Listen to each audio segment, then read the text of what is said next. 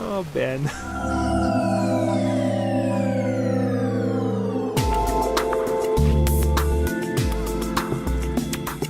Good evening. We are coming to you live here from DJN TV headquarters. And it's Tuesday night with Ben Stowe. And we have the legend Ben with us. Good evening, Ben. Hi, John. How are you? I'm doing well. Doing very, very well. We're back and doing another fabulous week of information, education, and confusion. Yeah. Well, that's what I specialize in. We're good at it, I guess. Yeah. We've got an interesting show tonight. We're going to be talking about cables. But before we get to that, but we've got a few things to share already with that, the irony of tonight's show. But let's take a look at our T-shirt. Nobody's going to believe you, you know. Yeah, I know. That's why I luckily was recording some of that so we can show the evidence a little bit. Yeah. Let's take a look at the T-shirt and then we'll get into our tonight's show. What do you got for us? Those who saw the Peter Mary episode will recognize this shirt. It was worn by Philip, who works at NLFX, and he noticed that I was eyeing it up, I guess. You know, apparently he felt threatened, as though I might to just take his shirt. So he went and bought me one. No, he's a recent hire here, and he's just he's just off the charts smart. He's a great guy, total geek, and I think this is. He's smarter than me, and so I think he's just trying to soften the blow that I know we've hired somebody who's probably going to put me out the pasture, so he's trying to buy me off with a T-shirt. So, or was it when you were threatening to do the hockey thing and pulling the shirt over and? Yeah, maybe that was it. That Yeah. could have been some of that. Oh, I'll show you what I learned from my hockey days. Yeah. Well, we keep going over this. I didn't play hockey. You did so. I've seen pictures. As an adult, you have played hockey. All right. I played a few nights of pickup hockey. The story can go on from there. Yeah, well, all right, yeah. Okay, so tonight's show, Ben, we are talking about cables, problems cables can have, and testing the cables. So let's start off. Let's start with testing cables. What is something that a person can use when you are testing a variety of different cables? Well, as luck would have it, I have the perfect thing with us tonight, and it was in my toolbox a couple weeks ago when we did that show. And I mentioned that I think I mentioned that they're coming. Well, they're here. They are here. The latest generation of our NLFX cable tester. Dun, dun, dun. We took an existing design and we just made it a little bit better. We added the USB B to A, and this tests just about anything that you're going to find in an entertainer's toolkit. It's just essentially an overgrown, glorified continuity tester. It's not testing for frequency and those sorts of things, but it does a really good job of telling us what goes to what and whether or not that connection is solid. And it's indispensable, and it's incredibly affordable. This is the sales pitch, but they're only $39.99, and we're doing free shipping on them. We do have a limited supply, and I think they're going to go quick, but we'll order more. It just takes some time to get them built. But anyway, this is the best way I can think for something everybody can have. Again, nobody's going to believe you when you tell them tonight, the story of tonight. Well, I hope you record that. I hope you did. We did. We recorded that, and I'm going to actually. This will be our edit point where we're going to add a little bit of what we were experiencing. So let's jump to that. I hope you didn't record me in there. Yeah, you're in there. So let's here it is. All right. Oh, what happened?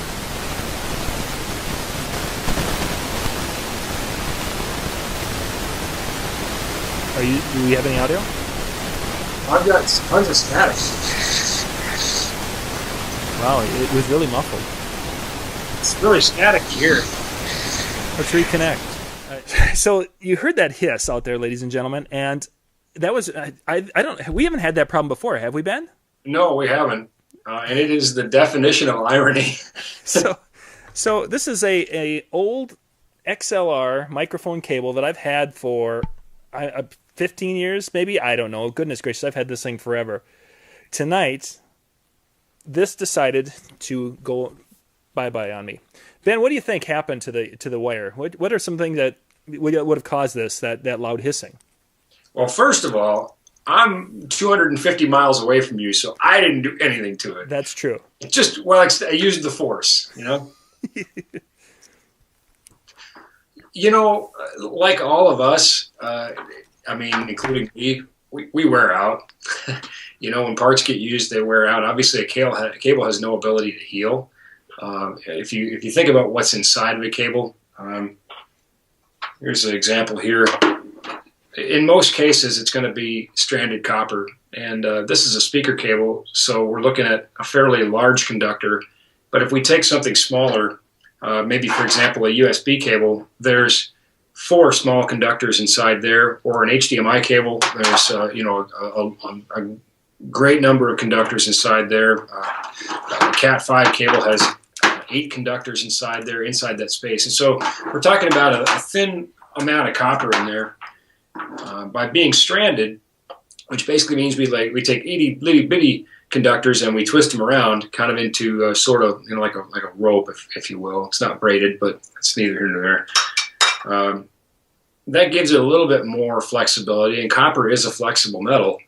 But anytime we take a paper clip and bend it back and forth a few times, it's going to break, and sooner or later that's going to happen to our cables. And the you know, type of construction is really going to determine how much of that abuse the cable's going to take. I've literally seen Cat5 cables broken by somebody stepping on them. Oh my! I've seen that happen on an install. The guy steps on a Cat5 and you got to re-pull it. You know, boy, that's frustrating. Ooh. Yeah. Well, and you know, here's just kind of shooting from the hip here, but here's a good example. And that's why I keep this endless pile of junk around me when we shoot. I just never know what you're going to ask.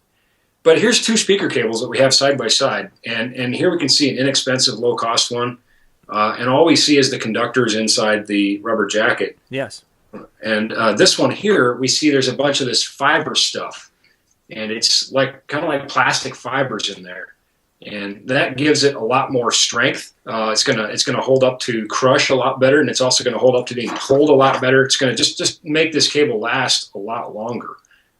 In fact, this one happens to be one of our NLFX Platinum Series cables, so we hope it lasts forever because we guarantee it forever. Yep. So if it doesn't, that comes out of my pocket, and I don't like that. That's a bad thing. So we're gonna hedge our bets up front and just make these things so they don't fail. But you know what? Everything will fail at some point, and that's, you know, 15 years is a pretty good run. And yeah, what specifically is wrong with your cable, I couldn't guess, but. Yeah, it could be anything from, as you're saying, it's in the wire, or it could even be something, a connection, I suppose, inside the ends. Yeah, if I had to guess, maybe you know, something broke with your pin 1 and your shield, and it's accepting a lot more interference. You know, the shield isn't doing its job, but it's really hard to say. It could have been an intermittent connection. Would you like to test it? Well, actually, do you have? Say if I had one of those devices, or you had this wire there, how would you test it with that device? Well, if we take a look at this thing, basically it's got a variety of connectors on it. And then here on the LEDs, it's telling us what goes from end to end. So for example, let's do a quick and easy one. Let's take a Cat5 cable. Mm-hmm. And we're going to plug this in here. And I'll just try to tuck this around so you can see what's going on. But we can see that the green LED and the amber LED are both lit up on one. And what that means is pin 1 here goes to pin 1 here, okay, which is what we expect. And as we move through the rotary selector, we see the same thing happens all the way across. You know, all the way to 8. There's a battery checker there, by the way. It tells me if the battery in the unit's good. So 8, 7, 6, 5, 4, 3, 2, 1. So we say, all right, this cable's good. Good to go. That's what we expected. We expected to see 8 pins connected, and we expected to see 1 to 1, 2 to 2, and so on and so forth. Now, let's take another look at another Cat5 cable.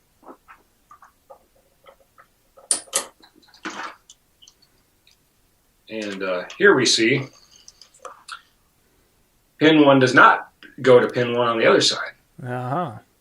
All right. In fact, we see some kind of goofy things happen here. Now these match up, but these don't. Here, these do. Now, we might say, well, that's a bad cable, but in this case, it's not. And again, it just is telling us what's connected to what. And this is what we call a crossover cable. Now, we've gone to the liberty of labeling this particular cable crossover. Sure. So that if you use this where you don't want to use a crossover cable, it's not going to work, and you're not going to know why. You might say, "Oh, I can't get this connection to work. I don't know why." Well, it's your cable. It's a crossover cable. If it wasn't marked and you didn't know, now in a RJ45, you can just look at the plastic connector, and you can look at the color code, and if you have that memorized for T568A or B, then you would know. But most of these other cables you can't see inside, and this is a pretty quick and easy way to say, well, that's what I expected. So here's another example. Actually, before you get too far, Ben, Yeah. crossover application for a crossover cable. What would that be? Just give me a couple of. Well, here's a quick and easy one. Without a switch to go between devices, let's say you wanted to connect a computer to a digital signal processor that has Ethernet on board. Now, some of the modern Ethernet cards, the network interface cards on computers and these devices are auto-sensing, and they don't need a switch, and you can use a straight-through cable like that. But others required a crossover cable so that your transmit and receive pins were reversed.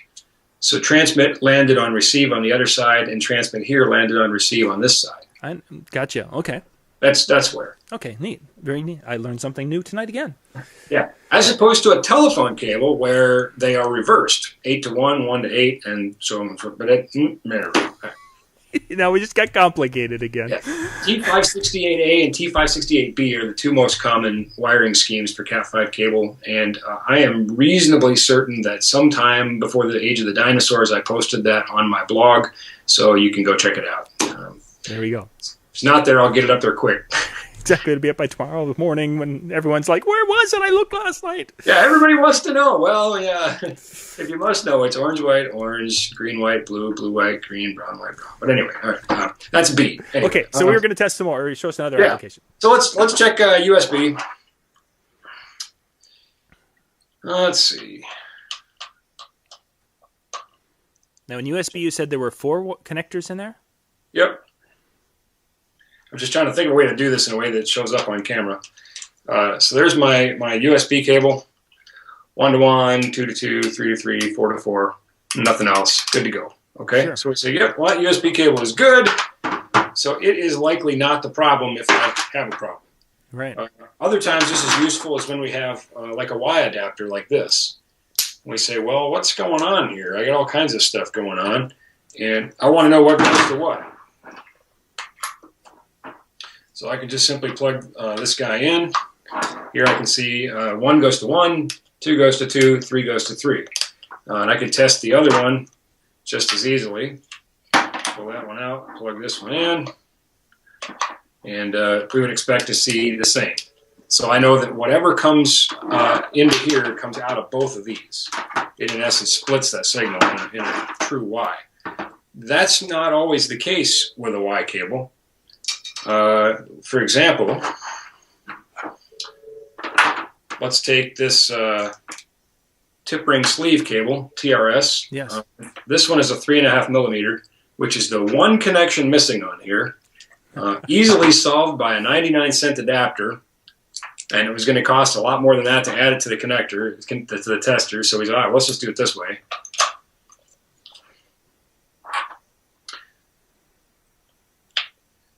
And let's see, here we can see 1 goes to 1, and 3 goes to 2. And that might confuse people a little bit, but we did put some printing on here. It kind of explains, what's going on. That's okay. The 2 is the pin here, and that's going to the ring on this side, okay, because this is a stereo breakout. Now this one here is going to go 1 to 1 and 2 to 2. So the tip here is going to the tip here, and the sleeve is going to the sleeve.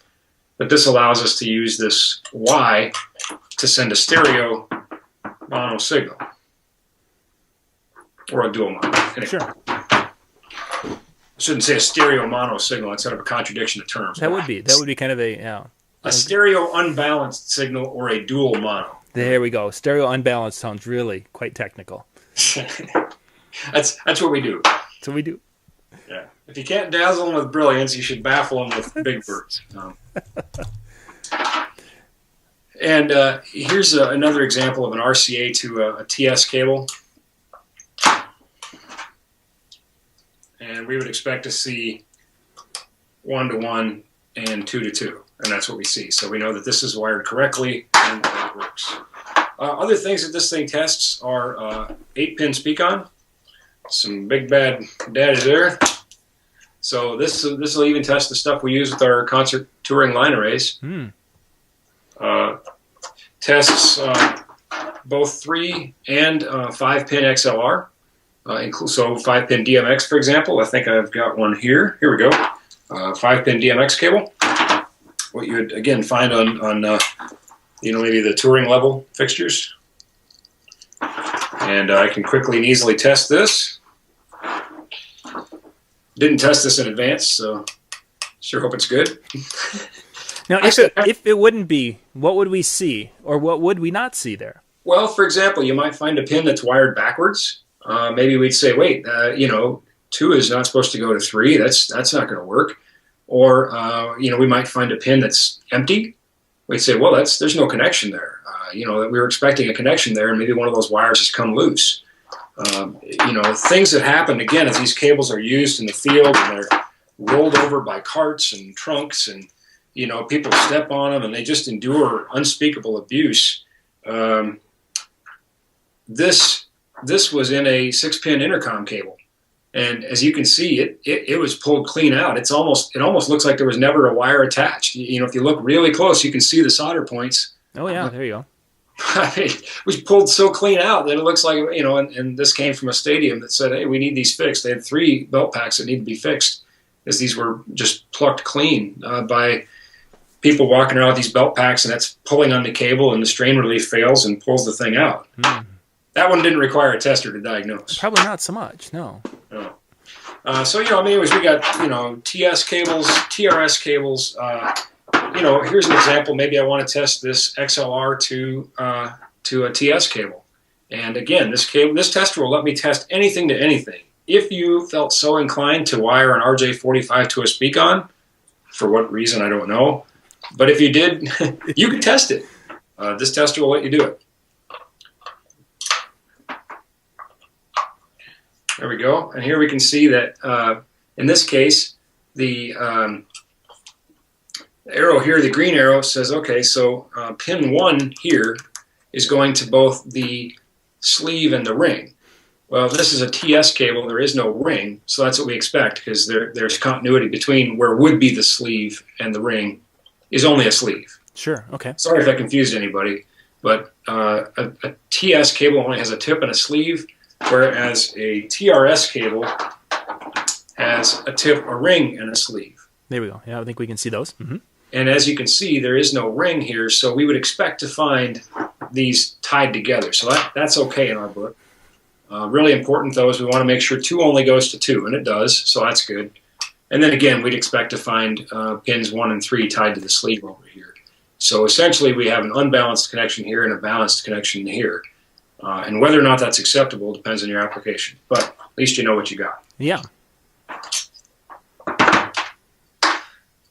Golly, of course, a standard XLR cable is pretty simple. Just we'd expect to find 1, 2, 3 to 1, 2, 3. But now in a situation where we were getting so much static with this one, we might actually have like a situation where it's kind of shorting out across a couple of them, possibly, couldn't it? You could absolutely find that, and that's a pretty good indicator that there's a problem. If you see, again, we're expecting to just find on that cable that you had 1 to 1, 2 to 2, and 3 to 3. Anything else is a problem. Anything else indicates that we have a problem. Now, you diagnosed it and fixed it pretty simply by just switching the cable. So it seems very likely that the other cable is the problem. Yeah, what are you using now, by the way, that's working so good? It's this. I got this cable from this company. Where, let's see, their name is on it here somewhere. I just answer this carefully. Yep.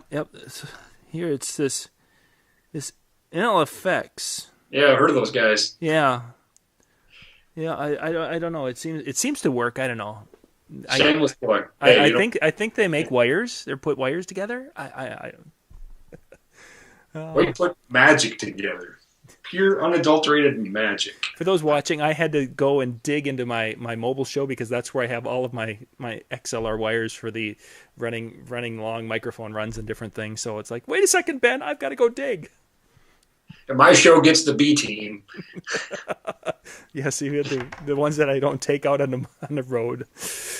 But we're better now. We're better. Yes, we are better now. You know, it's interesting. This is a total sidebar, but I think I was sort of born to be in this industry because I'm photosensitive. I almost have to wear sunglasses on a cloudy day. And I noticed this when I shot our DVDs. Of course, in the TV studio with all the TV lights, everything. And here we've got lights in my face. And if I look dark, it's because I try to keep it as dark as I can. It drives the video people crazy, but because lights bother me. But the other problem with lights is a lot of these TV lights are still incandescent. They're not halogen, and they're hot. So I get thirsty, and I have devised a way to make myself more comfortable while I'm battling hot lights on TV, which is important. Yes. So I check this out. I have built a machine. I have built a device. You ready? Yeah. Let's check this out. All right.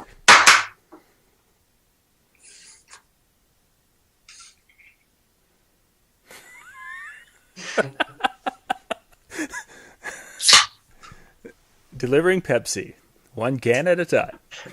Now we gotta get some sponsorship money from Pepsi. Yeah, we gotta hold it up a little bit more so they can see. Yeah, I'm not partial. I don't really care what fizzy beverage it is. So, As long as it's fizzy. You want my love, Pepsi? You gotta buy it. That's right. That's right. So Ben, one more time, the device. Where can they? If a person wants to order that from you guys, where can they go?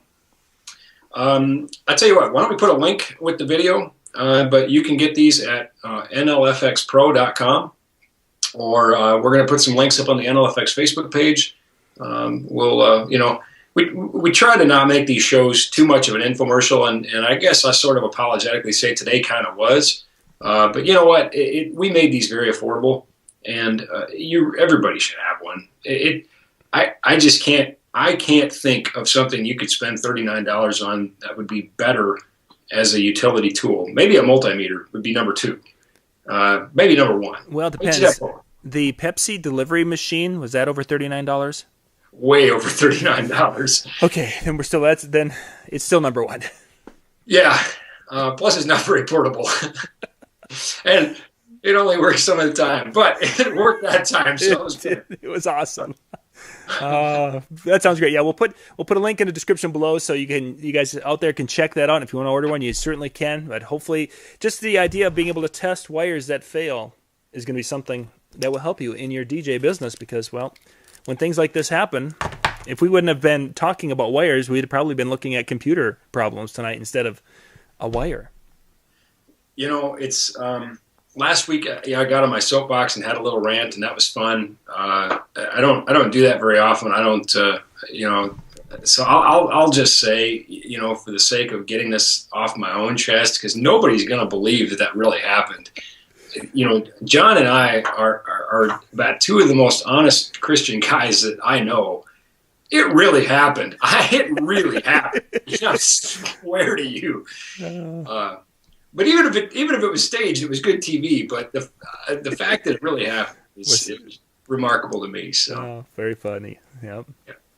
I wish you were here because I wish we were doing this in the same location because it would be fun to put this on the cable tester and demonstrate what the issue is. But anyway, I think we've got a pretty good walkthrough of what this will do. It'll test banana connections, for example. Here's our banana connection there. Oh yeah. And down here is just some instructions. Again, this wasn't our idea. There's lots of cable testers out there. We just took an idea, made it just one connector better, and tried to make it affordable so everybody could put it in their toolkit. And we hope to put it in yours. Yeah, sounds great. We'll put links in the description below. Go check out our Facebook page. We go to Facebook and type in Tuesday Night with Ben Stowe. Find the page, like the page, show them some love out there. That would be awesome. Need the love. Need the love. But Pepsi's not going to send me any. Probably not. No, you'll have to be buying your Pepsi next week, and if Coke's on sale. You know what? I can just see the response from Pepsi right now. 50 cents and our endorsement will get you a can. That'll be great. So, Oh, good stuff. Well, Ben, thank you very much for the kind of walkthrough on how to test cables tonight. thanks, John. All right, this is John Young with the Disc Jockey News and Disc Jockey News TV on Tuesday night with Ben Stowe. Good night.